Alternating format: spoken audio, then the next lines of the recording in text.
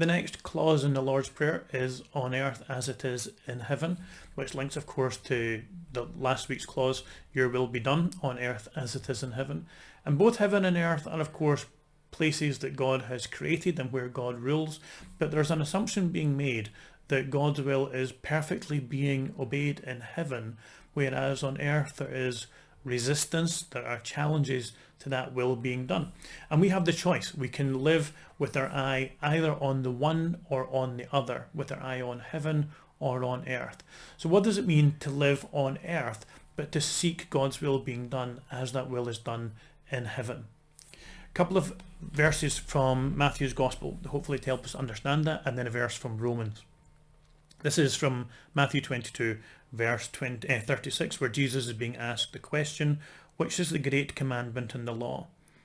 And Jesus said to him, you shall love the Lord your God with all your heart, with all your soul, and with all your mind. This is the great and first commandment. And a second is like it. You shall love your neighbour as yourself. On those two commandments depend all the law and the prophets. And then a verse from Romans chapter 13. Romans chapter 13, verse 10. Love does no wrong to a neighbour, therefore love is the fulfilling of the law. Love does no wrong to a neighbour, therefore love is the fulfilling of the law. So what does it mean to live on earth seeking God's will to be done as it is in heaven? A couple of things that it doesn't mean. It doesn't mean that we simply try and imitate the little glimpses of heaven that we get in the scriptures. Some people have tried to do that. Usually that comes out as some sort of monasticism or asceticism, where people think that they're being closer to God if they just deny themselves any kind of worldly joys and fun and pleasure, things which the Bible says the Lord has put here for us to appreciate and to enjoy. But it also doesn't mean that we simply learn a whole big long list of rules given to us in the scriptures and then seek to enact those rules in any and every situation by always the letter of the law, if you like. And Jesus himself in his ministry emphasizes that for us. He shows us that we don't just take the letter of the law and apply it strictly in every situation. He healed in the Sabbath. He allowed his disciples to gather grain in the Sabbath.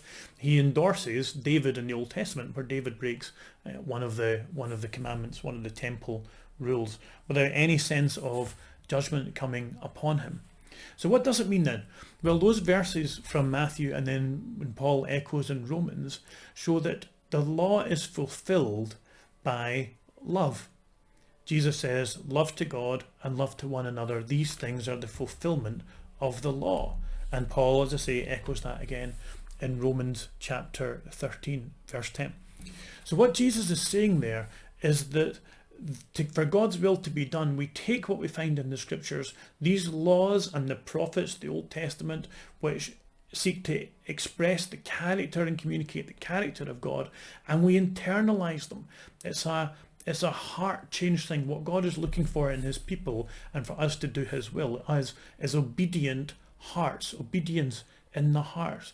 And you can see very quickly how that would happen, how that would change the way that we live and would change the world for God.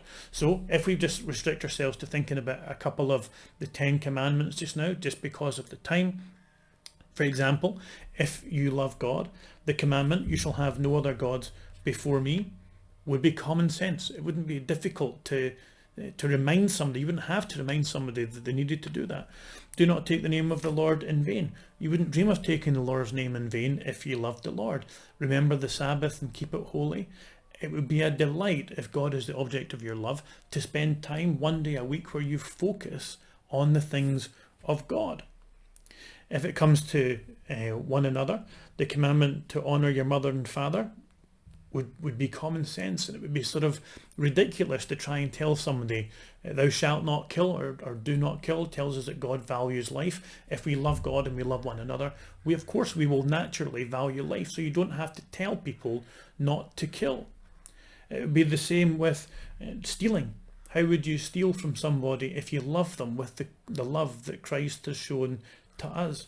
Why would you have to tell somebody not to bear false witness against his neighbour? So you can see that these things begin to become common sense. What is needed is a heart change in each of us that brings us into alignment, if you like, with the love that God has shown to us. We deflect that love back to God.